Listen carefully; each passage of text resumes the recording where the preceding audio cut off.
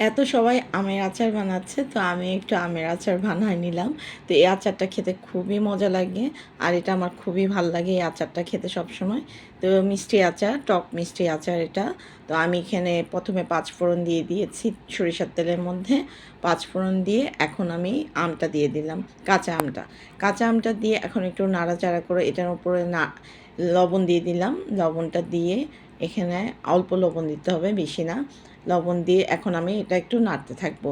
আর এখানের মধ্যে এখন আমি একটু হলুদের গুঁড়া আর মরিচের গুঁড়া দিয়ে দিব।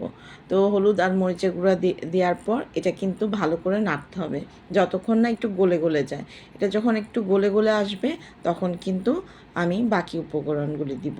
তো এখানে দেখতে পাচ্ছেন আমি কিন্তু হলুদ মরিচের গুঁড়া দিয়ে দিয়েছি। এখন খালি একটু নাড়বো। তো আমার নাড়তে নাড়তে কিন্তু এটা একটু নরম হয়ে আসবে। তো আমের আচার কিন্তু বিভিন্ন ধরনের এখন প্রচুর আম উঠতেছে, আর প্রচুর মানে অনেক বিভিন্ন ধরনের আমের আচার দেওয়া যাচ্ছে। তো আমরা কিন্তু সবাই মেয়েরা আচার খেতে খুব পছন্দ করি। তো এখন এরকম করে অল্প অল্প করে কিন্তু আমরা অনেক ধরনের আচার বানিয়ে রাখতে পারি বাসার মধ্যে। তো এটা কিন্তু আমি অল্প করেই বানাচ্ছি। এটা মানে 3-4 দিনের মধ্যে কিন্তু আমের আচারটা শেষ হয়ে যাবে আমার।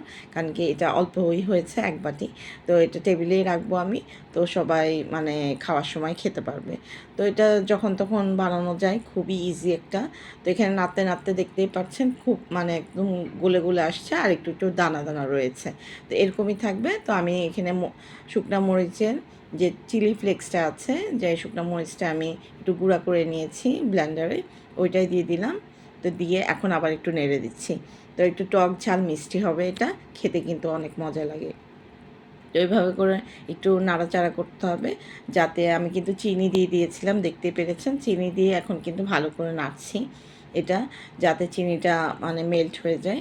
আর এটা কিন্তু আচার মানে এই ধরনের আচারগুলি কিন্তু খেতে সবারই খুবই মজা লাগে, যখন তখন খাওয়া যায়।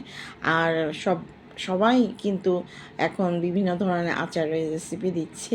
তো আমি আশা করি আমারও আচারের রেসিপিটা আপনাদের ভালো লাগবে। তো ওইভাবে করে হয়ে গেল আমার আচারটা, দেখতেই পাচ্ছেন ঘনও হয়েছে। তো মানে বেশি পাতলা হয়নি, আবার অতিরিক্ত ঘনও হয়নি, এরকমই থাকবে।